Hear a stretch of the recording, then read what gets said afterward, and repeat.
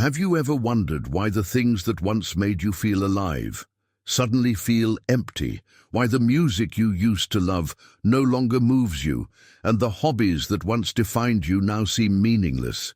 It's not laziness, it's not depression, it's a sign that something within you has changed. Carl Jung called this moment the death of the persona, the collapse of who you thought you were, to make space for who you truly are. When you awaken, your old passions no longer fit the new consciousness that's being born. What once distracted your soul now feels shallow. This transformation can feel like losing yourself, but it's actually the beginning of finding who you were always meant to be.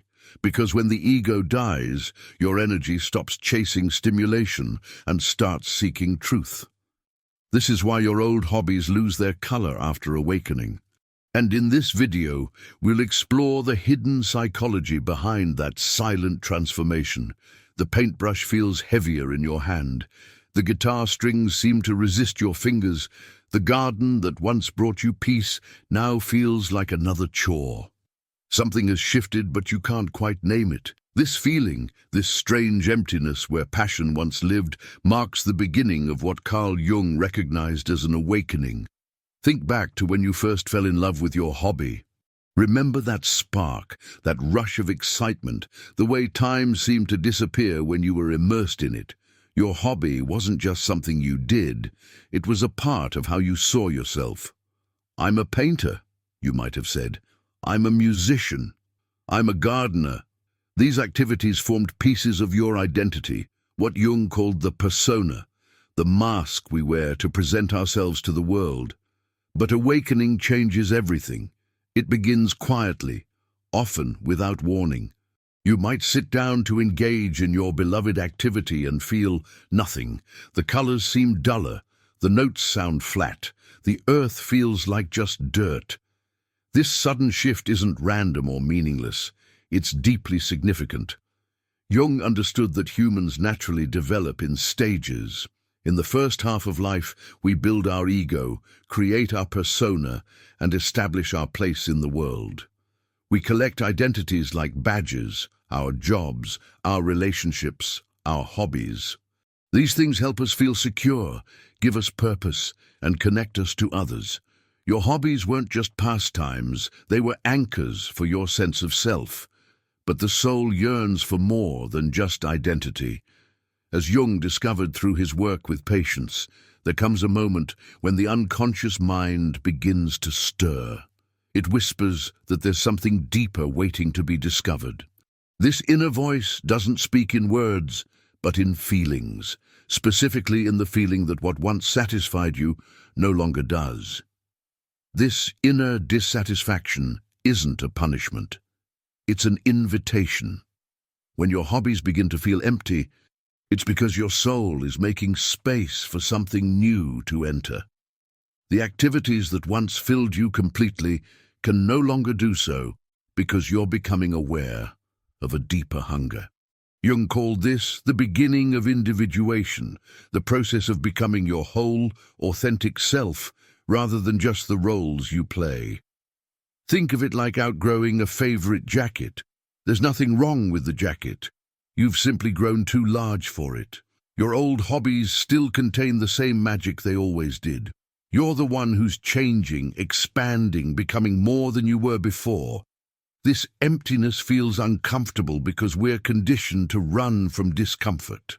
Society tells us to stay busy, find new distractions, keep moving. But Jung recognized that these moments of emptiness are precious. They're the spaces between what was and what will be. The mistake many people make is treating this emptiness as a problem to solve. They might force themselves to continue with hobbies that no longer resonate, creating guilt and frustration. Or they might abandon one hobby just to quickly replace it with another, never sitting with the discomfort long enough to hear what it's trying to tell them. But those who listen, who allow themselves to feel the emptiness without rushing to fill it, discover something remarkable. The emptiness itself contains wisdom. It's clearing away what no longer serves you to make room for what will truly nourish your soul. During this transition, be gentle with yourself. The hobbies that once defined you haven't lost their value. They serve their purpose perfectly, helping you express certain aspects of yourself during a particular chapter of your life. Now, as you turn the page to a new chapter, different vehicles for self-expression may be required. This awakening isn't about rejecting your past interests. It's about recognizing that you contain multitudes, depths and dimensions that can't be expressed through a single outlet. Your soul is asking for more varied, more authentic ways to manifest itself in the world. So if you find yourself staring at your abandoned hobby with confusion and a touch of sadness, know that you're standing at the threshold of transformation. The emptiness you feel isn't the end of joy. It's the beginning of a more profound connection with yourself and the world. Your hobbies haven't failed you. They've succeeded so completely at teaching you what they had to teach that you're ready to move beyond them. As Jung himself discovered, this feeling of emptiness is not a void to be feared, but a womb of potential where your true self is taking form. Boredom is perhaps one of the most misunderstood emotions in modern life. We treat it as an enemy, something to avoid at all costs. We reach for our phones, turn on the TV, or scroll mindlessly through social media, anything to escape that uncomfortable feeling of nothing happening. But when boredom arrives in the midst of activities that once thrilled us, it carries a message far more meaningful than we realize. Jung discovered something fascinating about boredom. It isn't just an absence of stimulation. It's the shadow side of passion, a signal from our deeper self that something important is shifting within us. When your favorite hobby suddenly feels boring, your psyche isn't shutting down, it's waking up. The shadow, in Jung's psychology, represents those parts of ourselves that we've pushed away, denied, or simply never explored. It contains not just our darker impulses, but also unlived potential, talents, desires, and aspects of our personality that haven't yet been integrated into our conscious identity. When boredom creeps in during activities that once captivated us, it often means the shadow is calling. This sudden disinterest happens because your unconscious mind recognizes something your conscious mind hasn't yet accepted. You're ready for growth that your current activities can't provide. The hobby itself hasn't changed, but your relationship to it has, because you're being called to develop aspects of yourself that this particular activity doesn't nourish. Think of it like eating the same meal every day. No matter how delicious it was at first, eventually your body craves different nutrients. Your psyche works the same way. The hobbies that once fed your soul perfectly may no longer provide the psychological nutrients you now need. Jung observed this pattern repeatedly in his practice. Patients would come to him confused about why their lives felt suddenly empty despite nothing external having changed. Through their work together, they discovered that this emptiness wasn't a loss, but a signal. Their psyche making space for new growth, new awareness, new dimensions of their personality to emerge. What makes this experience particularly difficult is that we tend to identify strongly with our interests. I'm a runner. I'm a painter.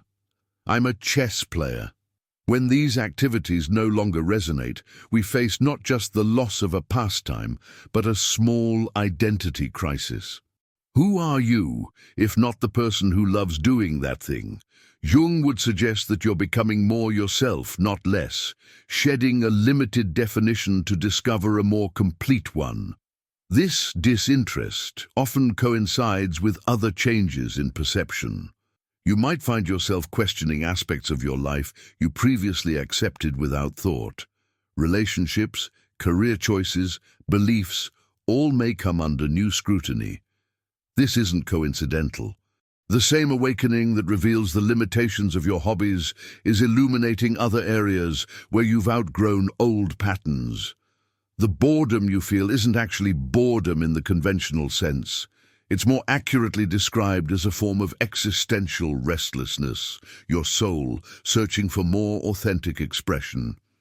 Jung understood that this feeling, uncomfortable as it is, represents a crucial turning point in personal development.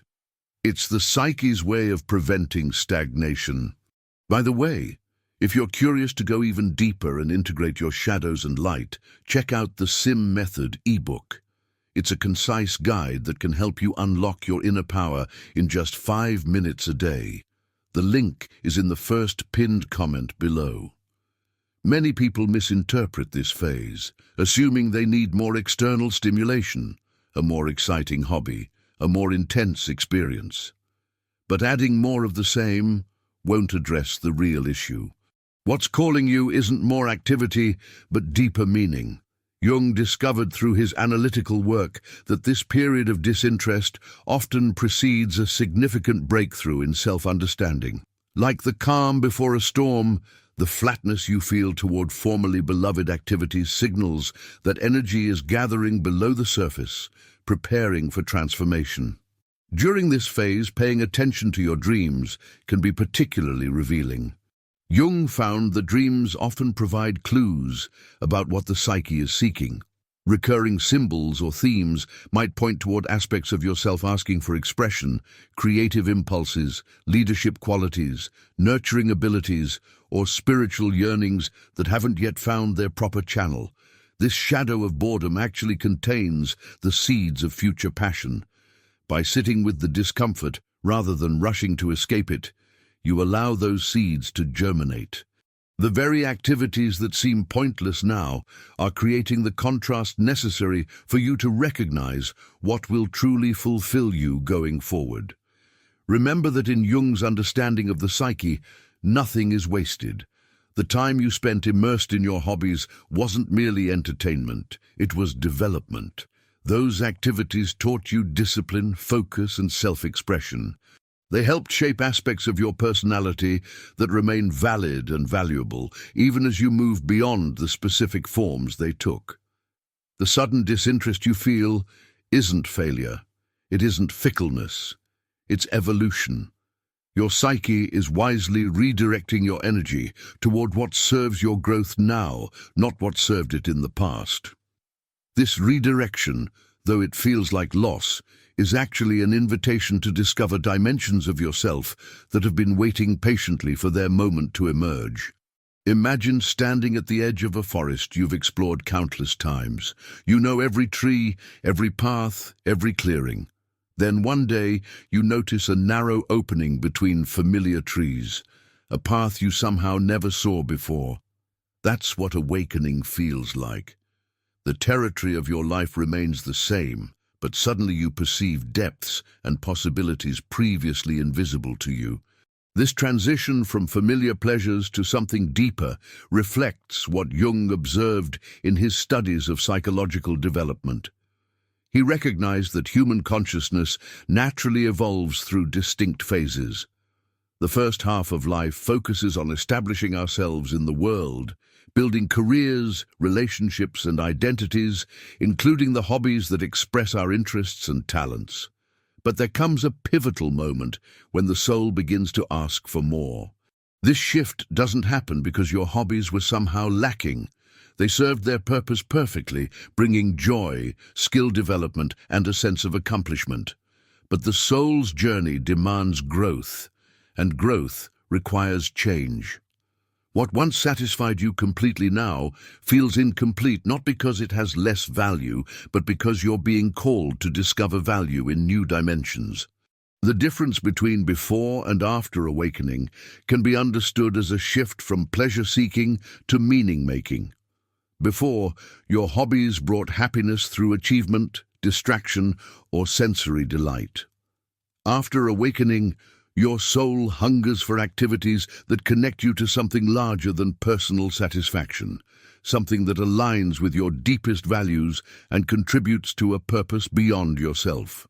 Jung observed that this transition often coincides with what he called the afternoon of life, the point when we realize our time is limited and begin to question how we want to spend the remainder of our days. But this awakening can happen at any age.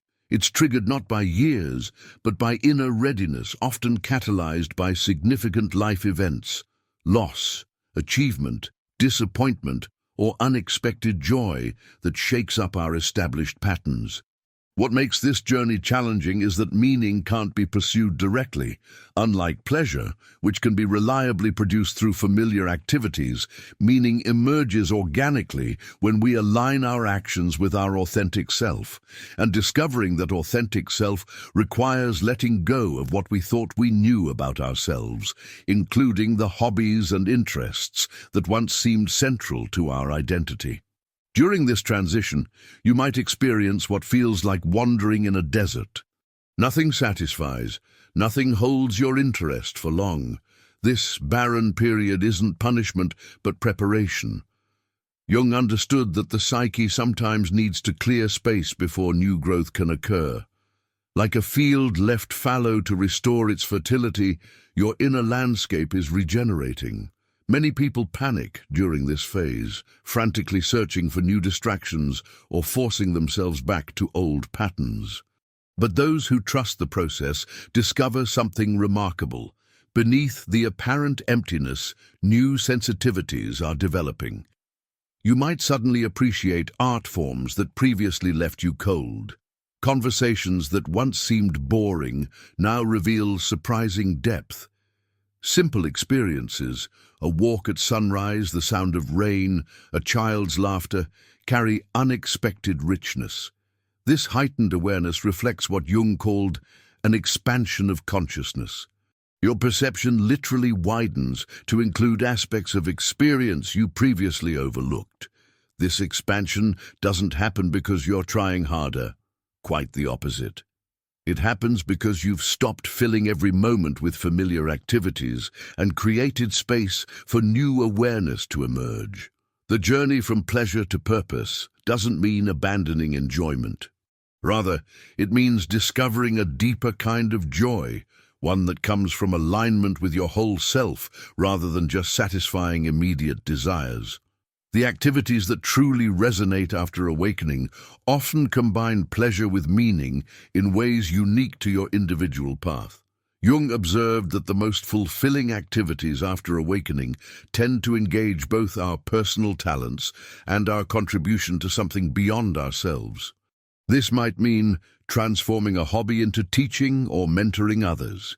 It might mean bringing creative skills to community service. It might mean exploring entirely new territories that connect your unique gifts with needs you recognize in the world around you. This evolution reflects Jung's concept of individuation, becoming your complete, distinctive self rather than simply filling roles prescribed by society. Your earlier hobbies helped you develop skills and express parts of your personality. Your emerging interests now integrate those developed aspects while also embracing previously neglected dimensions of who you are.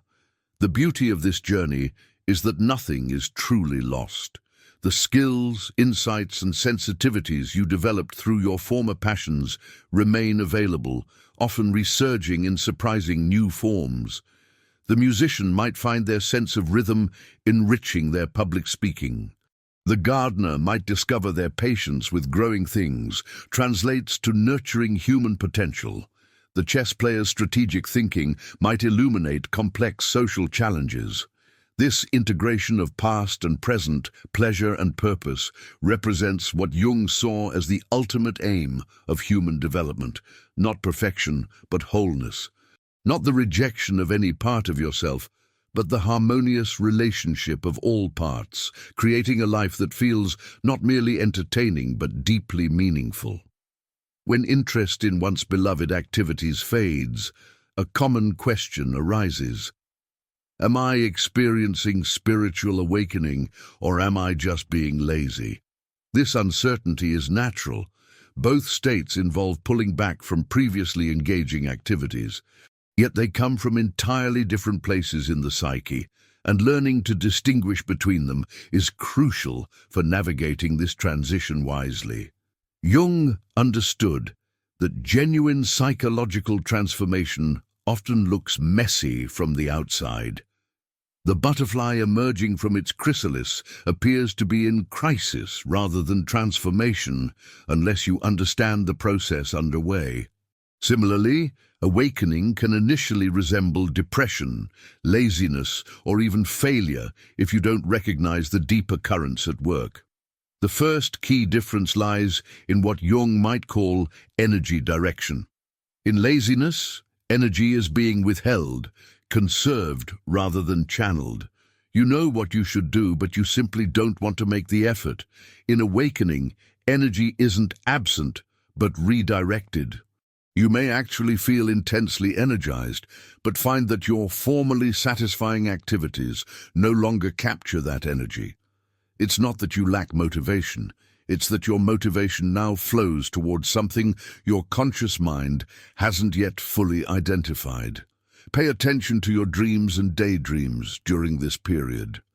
Jung found that when conscious direction falters, the unconscious often provides clues about where your authentic energy wants to go. If you're simply being lazy, your dreams likely reflect guilt or anxiety about neglected responsibilities.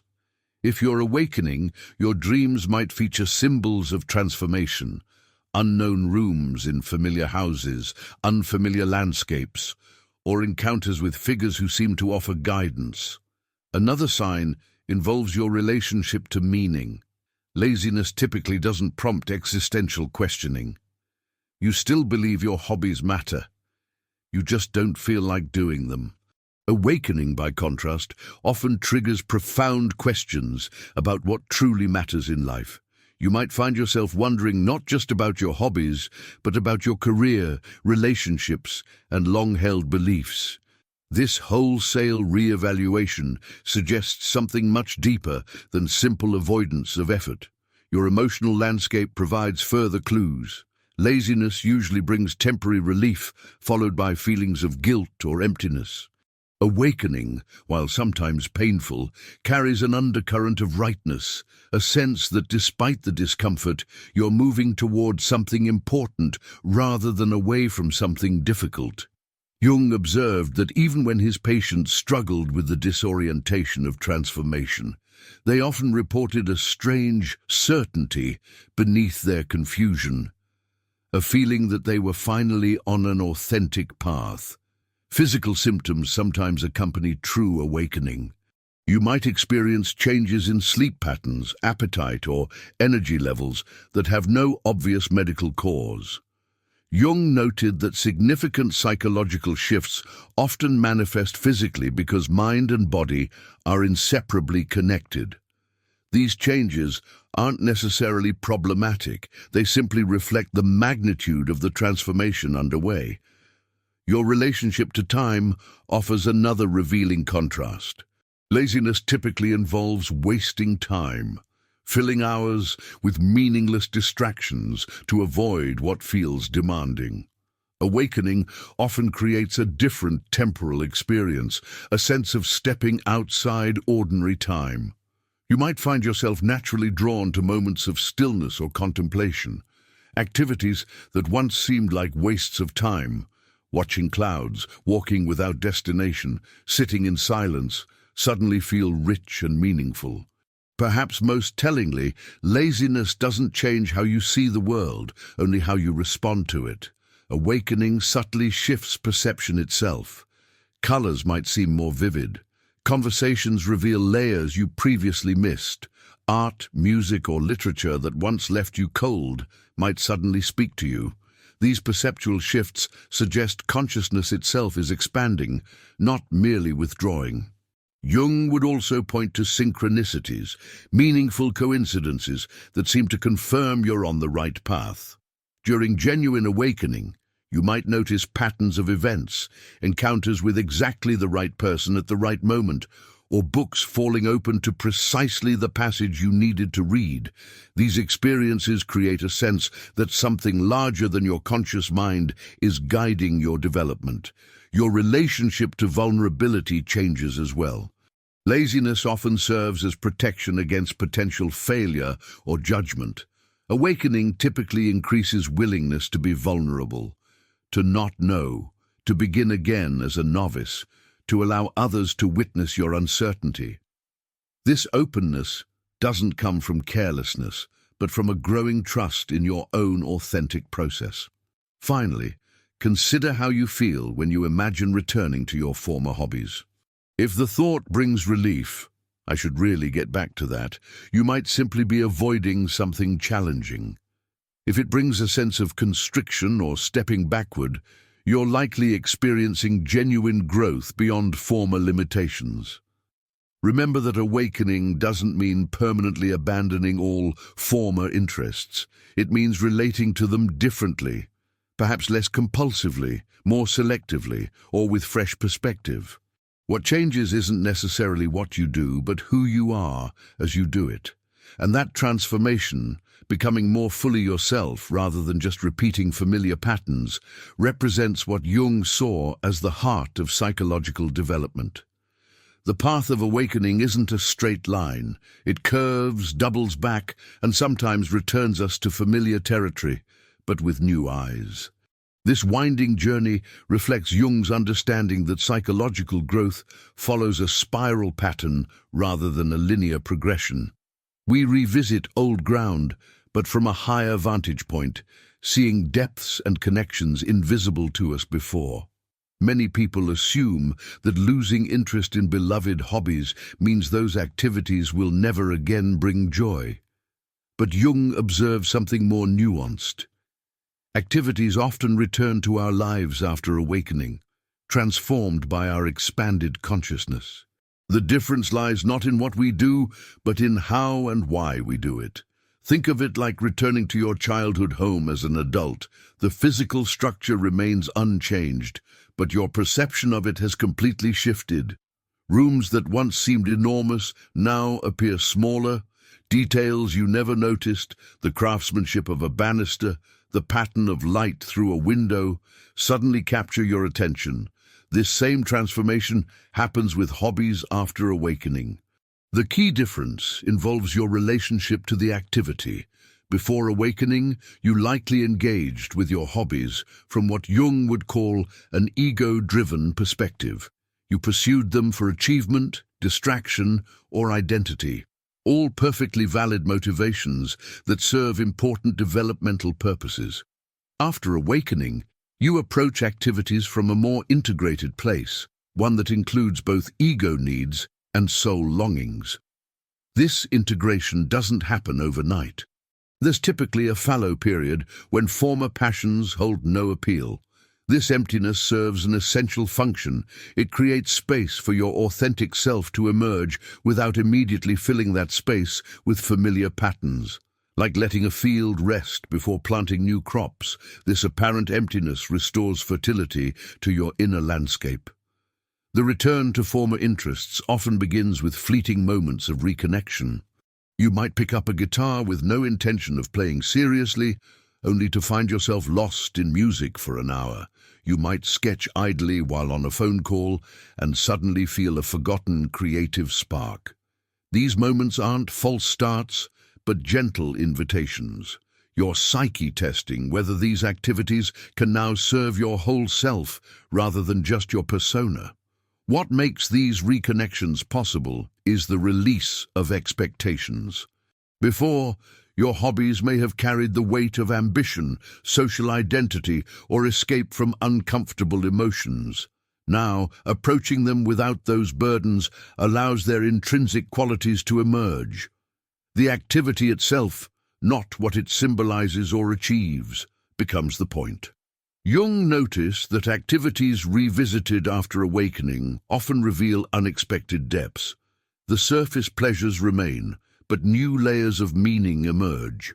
The photographer who once focused on technical perfection might now find herself drawn to images that capture emotional truth, even if technically imperfect. The cook who once followed recipes precisely might discover the joy of intuitive creation, responding to ingredients with all senses engaged. This deepening reflects Jung's concept of the transcendent function, the psyche's ability to unite conscious and unconscious elements into something greater than either alone. Your conscious skills and knowledge combine with unconscious intuition and creativity, producing experiences that feel simultaneously familiar and entirely new. The timeline for this return varies widely.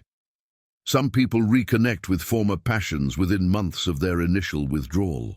Others find years pass before the right conditions emerge. This timing isn't random, but perfectly attuned to your individual development. Trust that your psyche knows when you're ready to integrate these activities into your expanded sense of self. When reconnection happens, you'll likely notice qualitative differences in your experience. Time might seem to flow differently, neither dragging nor racing, but simply unfolding at its natural pace. The inner critic that once monitored your performance may grow quieter, replaced by genuine curiosity about the process. Joy arises not from external validation, but from moments of flow and presence. Your relationship to skill and mastery transforms as well. Before awakening, skill development often served the ego's need for accomplishment and recognition. After awakening, mastery becomes a form of devotion, a way of honoring the activity itself by bringing your full attention to it. Paradoxically, this release of striving often leads to greater technical development as tension and self-judgment no longer interfere with natural learning. Former hobbies may also return in altered forms. The competitive athlete might discover a calling to coach others. The solitary painter might feel drawn to collaborative projects. The hobbyist woodworker might suddenly see connections between craftsmanship and spiritual practice. These evolutions represent not abandonment of former interests, but their maturation into expressions that engage more aspects of your being. Perhaps most significantly, activities revisited after awakening no longer function as escapes from life, but as entryways into deeper living. Before, you might have used hobbies to disconnect from stress, responsibility, or difficult emotions. Now they become vehicles for fully experiencing all aspects of existence, the challenging alongside the pleasant, the profound within the ordinary. This transformation reflects what Jung saw as the essential movement of psychological development. Not away from ordinary life into some rarefied spiritual realm, but deeper into reality as it actually exists. Your hobbies, once avenues of temporary escape, can become practices of presence, connecting you more authentically to yourself and the world around you.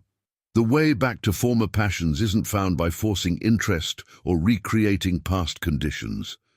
It emerges naturally when you allow yourself to change, when you release identification with who you were and open to who you're becoming.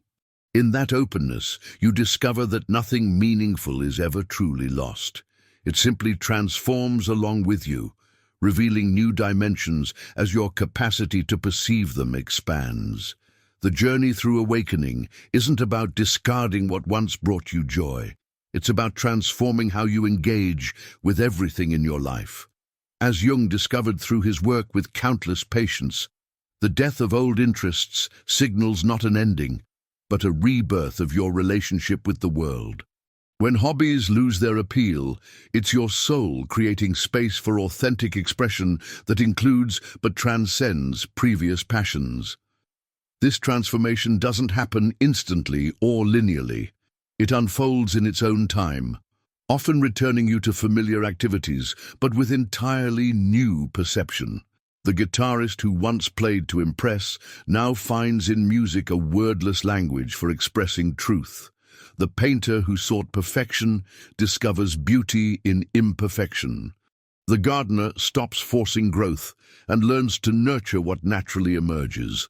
This is the ultimate gift of awakening. Not the abandonment of pleasure, but its evolution into something richer, a life where doing flows from being, where ordinary activities reveal extraordinary depth, and where every moment offers an opportunity to express your whole, authentic self in this world that so desperately needs exactly who you truly are.